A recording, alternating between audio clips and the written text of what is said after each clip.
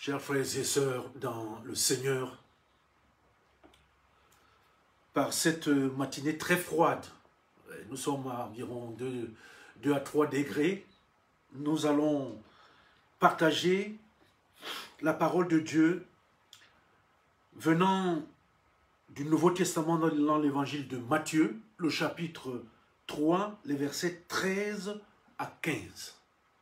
Matthieu, chapitre 3, les versets 13 à 15. Je lis ce passage.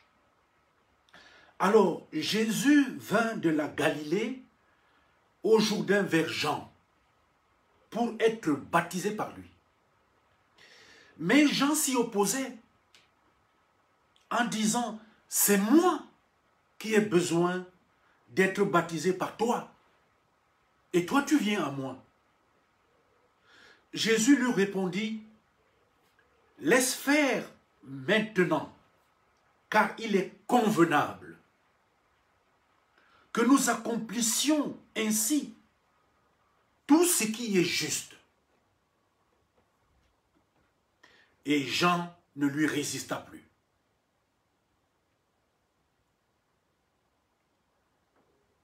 L'herbe sèche, la fleur fane, elle tombe, mais la parole de Dieu demeure éternellement. Éternel notre Dieu, nous venons à toi ce matin pour prendre la nourriture que toi tu nous offres pour notre route de foi après ton Fils Jésus. Viens donc Seigneur, viens nous nourrir et viens rendre digeste cette parole que tu nous offres un repas pour ce dimanche. Nous t'avons prié au nom de Jésus. Amen. Chers frères et sœurs en Christ, le texte que nous venons de lire nous montre ce qui se produit quand 2 personnes qui sont habitées par l'humilité se rencontrent. Ici, les 2 personnes sont Jésus et Jean-Baptiste, et le texte que nous partageons ce matin évoque leur premier face-à-face.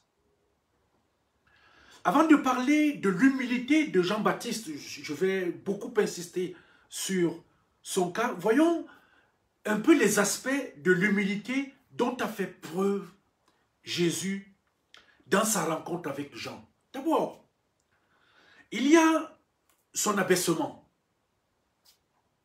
Tout le parcours de Jésus, depuis le moment où il a quitté le ciel, n'a été qu'une succession d'abaissements. Le premier abaissement a été son incarnation. Vous vous souvenez de Dieu qu'il était? Jésus s'est fait homme. Nous disons cela, on peut parler, c'est facile de le dire comme ça verbalement. Mais s'il faut réaliser l'humilité dont le Fils de Dieu a dû faire preuve pour renoncer à sa gloire divine, pour devenir charnel comme n'importe qui d'entre nous. Le second aspect de l'humilité de Jésus a été de prendre la condition de serviteur. Fils de Dieu, adoré par les anges, Jésus aurait pu au moins prétendre occuper ici une place royale. Mais telle n'a pas été sa volonté. Il est allé naître dans une étable, dans un village obscur de Juda, à laver les pieds de ses disciples. Impensable. Et il est entré à Jérusalem, la ville du grand roi, étant jugé sur un ânon, au lieu d'être sur un cheval. Jésus n'a cessé de dire qu'il n'est pas venu pour être servi, mais pour servir. Le troisième aspect, bien-aimé, de l'humilité de Jésus a été que lui, le saint et le juste, est venu se mettre au rang des pécheurs et des malfaiteurs, au point de se laisser condamner et d'être crucifié comme un coupable. Déjà ici, ce qui étonne Jean est que lui, le Messie, accepte de venir faire la queue. Il accepte de faire la queue au milieu des pécheurs pour se laisser baptiser par lui. Impensable pour Jean-Baptiste. Et Jean n'hésite même pas, parce qu'il trouve cela tellement inconvenant, qu'il le dit au Seigneur, que ce n'est pas toi qui dois être baptisé par moi, mais moi par toi. Tout prophète qu'il est, Jean savait quelle est la distance qui le sépare de Jésus. C'est à l'humilité seule de Jésus, bien-aimé, que nous devons notre salut, notre rédemption. Si Jésus n'avait pas accepté de perdre ce qui faisait sa gloire, nous n'aurions jamais pu être sauvés. Chaque abaissement de Jésus lui a fait perdre quelque chose de sa grandeur. En devenant homme, il a perdu la gloire divine. En devenant serviteur, il a consenti à perdre sa dignité royale. En acceptant d'être crucifié, il a accepté d'être considéré comme un criminel et il a perdu sa justice. Jésus nous a ainsi montré qu'il n'y a pas de véritable humilité sans abaissement et que celle-ci se traduit toujours par le renoncement à la gloire. L'homme humble est celui qui renonce à être au centre des choses dans un seul but. Ce qu'il cherche est que Dieu soit honoré, magnifié, glorifié à travers sa vie. Et là, si Jésus a fait preuve d'humilité, bien-aimé dans le Seigneur, que pouvons-nous apprendre de gens qui soient utiles pour notre vie de foi? C'est ce que nous allons voir maintenant. Je vais commencer d'abord par parler d'une question de place.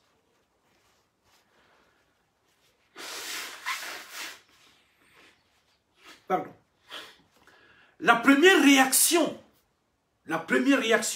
qu'a eu Jean lorsqu'il a vu Jésus, a été de s'effacer et de lui laisser toute la place. Bien qu'il ait reçu de Dieu, lui Jean, un ministère public et important, le but de Jean n'était pas d'attirer le regard des foules sur lui, mais de les préparer à accueillir et recevoir Jésus. Jean le dira au prêtre qui l'interrogeait au sujet de son identité. Il n'était pas le Messie annoncé par les prophètes, mais celui qui le précède. Comparé à lui, il ne lui arrive pas la cheville. Et aussi, que quand le Messie arrivera, lui, Jean, sait qu'il devra s'effacer. Il devra s'effacer. Il faut, dira-t-il à ses disciples, qu'ils croissent et que moi, je diminue. Je diminue. La première leçon, bien-aimés, que nous enseigne Jean sur l'humilité est que l'humilité consiste à trouver devant Dieu sa juste place. Que nous en soyons conscients, la question de la place que nous occupons devant Dieu ou aux yeux des autres est bien plus profonde que nous ne le soupçonnons. Parce que ça travaille dedans. C'est pourquoi nous sommes si sensibles, tellement sensibles à la fois aux marques d'attention comme du mépris que les autres, n'est-ce pas, nous portent. Dans notre vie chrétienne, quel que soit le statut que nous pouvons avoir, nous devons absolument veiller en tant que disciples de Jésus, à ne pas faire de la recherche de notre place aux yeux de Dieu et des autres le centre de notre préoccupation. Ça veut dire que matin, midi, soir, on dort, on est éveillé, on réfléchit comment est-ce que nous devons avoir la plus grande place aux yeux de Dieu et aux yeux des autres. C'était là ce que faisaient les pharisiens et à qui Jésus a fait de vifs reproches en ces termes. Dans Matthieu 23, les versets 5 à 12. Ils font toutes leurs actions pour être vus des hommes. Ils aiment la première place dans les festins et les premiers sièges dans les synagogues. Ah, je me souviens, c'est pas pour dire se moquer des anciens d'église. Je me rappelle que de plus en plus les chrétiens disent que les anciens d'église aiment maintenant, ils arrivent quelque part, ils s'installent. Ils veulent avoir les meilleures places. Un peu. Ce sont des faits. Ce ne sont pas des accusations. Ils aiment être salués dans les places publiques et à être appelés par les hommes Rabbi, Rabbi. Et de dire quiconque s'élèvera sera abaissé et quiconque s'abaissera sera élevé. Jésus nous a livré ici quelques symptômes caractéristiques des personnes à la recherche de la considération des autres. Ce sont, des personnes qui cherchent constamment à attirer l'attention sur elles pour qu'on les admire. Leur habillement, leur apparence, leurs paroles.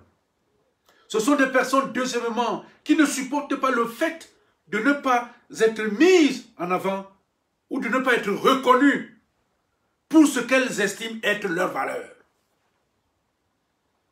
Elles veulent toujours occuper la première place. Dès qu'elles entrent, elles veulent occuper la première place. On court vite, première place. À la maison, première place. À l'église, première place. Ce sont des personnes qui sont constamment à la recherche des honneurs, des médailles et des titres honorifiques. Jésus refuse de telles pratiques à ceux qui se réclament de lui, qui disent qu'ils sont ses disciples. Comme Jésus l'a fait avec les pharisiens, il peut nous être facile de détecter autour de nous, toi comme moi, les gens vantards ou avides d'être au centre de l'attention des autres. Cependant, Ce mal est si profond, bien-aimé dans le Seigneur, qu'il n'est pas absent de la vie des disciples de Jésus. Non. Il n'est pas absent de la vie des pasteurs dans les PC. Il n'est pas absent de la vie des anciens d'église dans les PC, etc. Et ce mal des places ne ronge pas seulement les disciples, même leurs familles sont contaminées. On le voit dans le comportement de la mère, de Jacques et Jean. Malgré les 3 années que ses enfants ont passées avec Jésus, elle n'a pas hésité, avant la mort de Jésus, à venir marchander des places pour ses 2 fils dans le royaume de Dieu. Ordonne, lui dit-elle, que mes 2 fils, que voici, soient assis dans ton royaume, l'un à ta droite et l'autre à ta gauche. Bien-aimés dans le Seigneur, les démarches comme celle-ci font beaucoup de mal à notre Église et beaucoup de mal à nos sociétés. Plusieurs pasteurs et anciens d'Église se sont inscrits dans leur ministère à la quête des places. À l'EPC, on cherche le poste de modérateur, on cherche le poste de secrétaire, on cherche le poste de président d'un grand comité stratégique, soit président du comité de correspondance, soit président du comité des finances, et bien sûr, et soit commission juridique, etc., etc., etc. Avec ça, d'autres se sont spécialisés en démarche. Ils sont des démarcheurs. Et ils sont là, quand ils en vont dans les réunions, ils démarchent. Ils démarchent le jour, ils démarchent la nuit. Ce sont des démarcheurs. Et ils aident. C'est vrai. Mais c'est payant. C'est payant. Mais ceux qui font de telles pratiques ne savent pas quelle est leur place dans l'Église et auprès du Seigneur. Quand donc nous ne savons pas quelle est notre place, comment agir, bien-aimé, pour le savoir? Jésus nous a donné, sous la forme d'une image, un enseignement à ce sujet. Lorsque tu seras invité par quelqu'un à des noces, ne te mets pas à la première place, de peur qu'il n'y ait parmi les invités une personne plus considérable que toi, et que celui qui vous a invité l'un et l'autre ne vienne te dire « cède la place à cette personne ». Tu auras alors honte d'aller occuper la dernière place. Mais lorsque tu seras invité, va te mettre à la dernière place. Afin que quand celui qui t'a invité viendra, il te dise, mon ami, monte plus haut. Alors cela te fera honneur devant tous ceux qui seront à table avec toi. Car quiconque s'élève sera abaissé. Et quiconque s'abaisse sera élevé. Lorsque tu ne sais pas quelle place tu dois occuper dans l'ordre des choses, ne la choisis pas toi-même. Ne décide pas toi-même. Prends plutôt celle que personne ne prend. La place que personne ne veut prendre, c'est elle que toi tu dois aller prendre. Cela ne va pas prendre du temps pour que quelqu'un remarque que tu vaux mieux que cela. Que tu as des compétences qui te qualifient pour autre chose que la place que tu occupes. Tu auras alors l'honneur d'être mis non à la place que tu as choisie, mais à celle que les autres auront reconnue comme correspondant à ta valeur. C'est ce qui s'est passé, bien-aimé dans le Seigneur, entre Jésus et Jean-Baptiste. Si Jean-Baptiste s'était écouté lui-même, il n'aurait jamais pris la place qu'il a pris face à Jésus. En présence de Jésus, Jean-Baptiste a fait le bon choix. Maintenant, je vais parler des raisons pour nous d'être humbles. La première raison se trouve dans le fait que nous sommes des créatures et que lui, Dieu, et Jésus, son Fils, eux, ils sont créateurs. Alors que ses disciples étaient jaloux de la notoriété grandissante de Jésus, auprès des foules, Jean, à qui la question a été posée, a répondu avec sagesse. Il a dit, un homme ne peut recevoir que ce qui lui a été donné du ciel. Un homme ne peut recevoir que ce qui lui a été donné du ciel. Souvenez-vous, disait-il en quelque sorte Jean à ses disciples, que nous ne sommes rien en nous-mêmes. Tout ce que nous sommes, tout ce que nous avons, nous provient de la bonté de Dieu. Il ne nous est donc pas convenable d'être jaloux de la gloire, des dons, des talents ou des biens des autres. Quand nous aurons compris à quel point nous dépendons de Dieu, nous nous vanterons moins des choses dont nous sommes capables. La seconde raison, bien-aimés dans le Seigneur, pour nous de chercher à être humbles, tient au fait que nous sommes des pécheurs.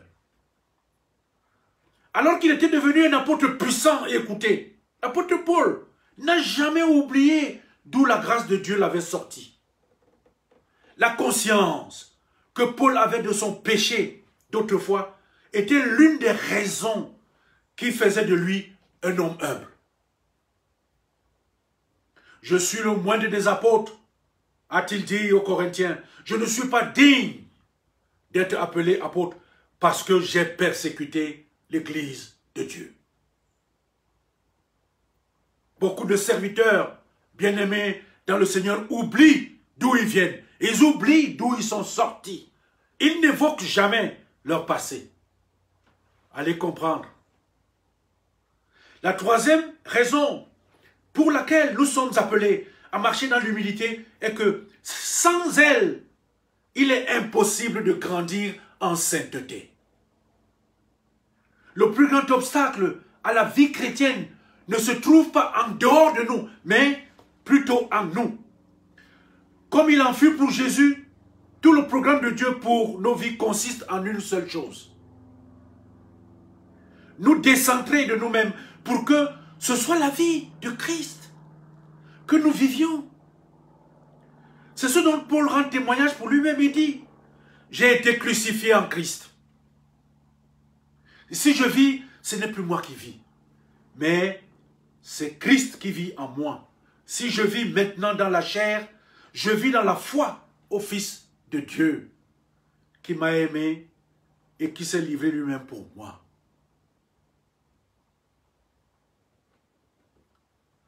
Nous ne devons pas nous étonner de ce qui nous arrive dans la vie courante, bien-aimés, dans le Seigneur. Les détresses, les difficultés, les frustrations, les conflits avec les autres, les combats, les luttes avec nous-mêmes. Le but de Dieu ne sera jamais que nous soyons à l'aise avec notre moi-même. Il veut que nous vivions de la vie de Christ. Et pour cela, notre chemin est le même que celui qu'a connu Jean-Baptiste. Il faut qu'il croisse et que moi, je diminue. Pourquoi devons-nous être humbles, bien-aimés dans le Seigneur? Les raisons ne manquent pas. Mais parmi celles que mentionne l'Écriture, j'aimerais en retenir une dernière, qui est, n'est-ce pas, soulignée dans le Nouveau Testament, dans la première épître de Pierre, au chapitre 5, le verset 5, qui dit, « De même, vous qui êtes jeunes, soyez soumis aux anciens, et tous, dans vos rapports mutuels, revêtez-vous d'humilité. Car Dieu résiste aux orgueilleux. Dieu résiste aux orgueilleux, mais il fait grâce aux humbles. » Aussi important soit ce point, l'humilité n'est pas une affaire entre Dieu et nous. Elle doit être aussi la marque qui caractérise les relations des chrétiens entre eux.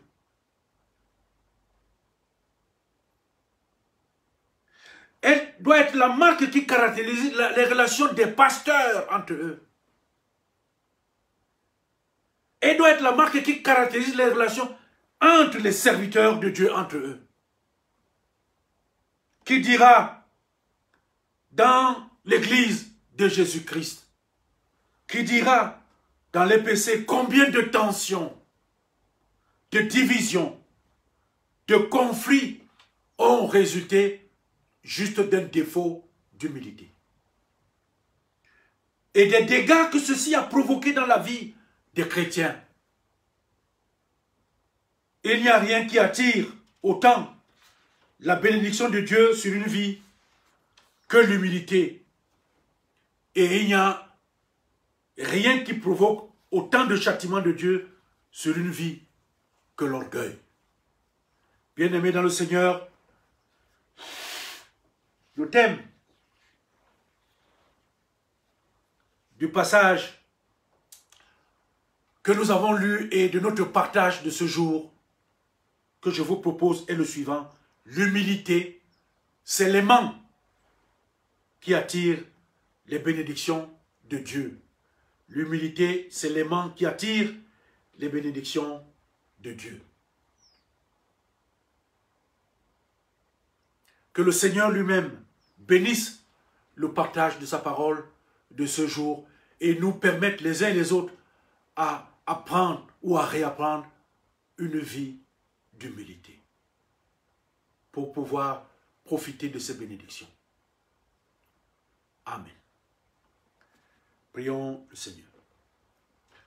Éternel, notre Dieu, nous te disons merci pour ta visite de ce jour, par ta parole, et pour les enseignements que tu nous donnes sur les qualités que tu attends de ceux-là qui sont à la tête de ton Fils Jésus, parmi lesquels l'humilité, l'humilité et encore l'humilité, afin que toi tu nous élèves et que tu nous nourrisses de tes grâces.